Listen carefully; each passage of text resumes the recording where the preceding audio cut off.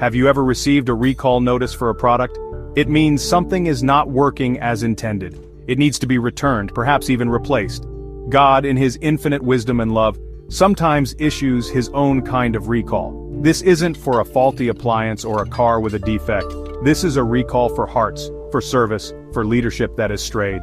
The ancient story of Eli and his sons, found in 1 Samuel chapter 2, verses 27 through 36, paints a vivid picture of this very process. It's a moment when heaven declares, enough is enough. A change is not just coming, it is divinely mandated. God had established a covenant with Eli's house. He had chosen them for a sacred duty to minister before him. They were to be his representatives guiding his people. But a deep problem had taken root, a spiritual sickness. The divine message delivered to Eli was stark and clear. It spoke of a plan, a divine replacement plan. This wasn't a suggestion, it was a declaration of what was to come. God saw the failure, the disrespect, the complacency, and he decided it was time for a new beginning, a fresh start with those whose hearts would truly be his. This plan is not just an old story, it's a timeless principle.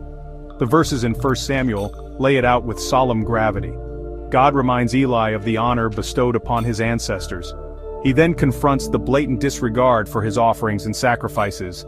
The very place meant for holiness had become tainted. This divine recall wasn't issued lightly. It came after repeated chances, after patience had been stretched.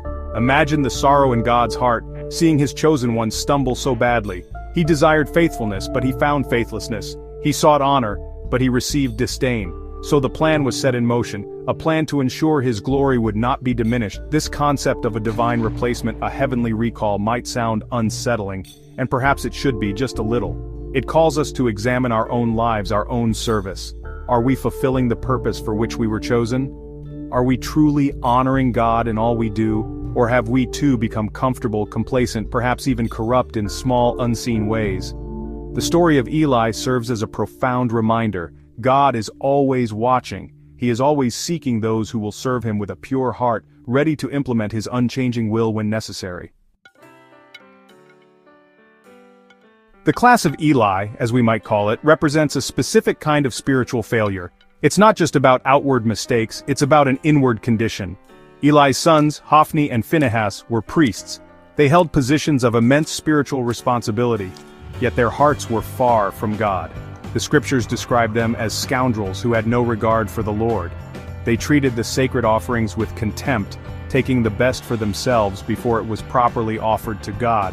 This was not just poor judgment, it was a blatant abuse of power, a deep-rooted corruption that defiled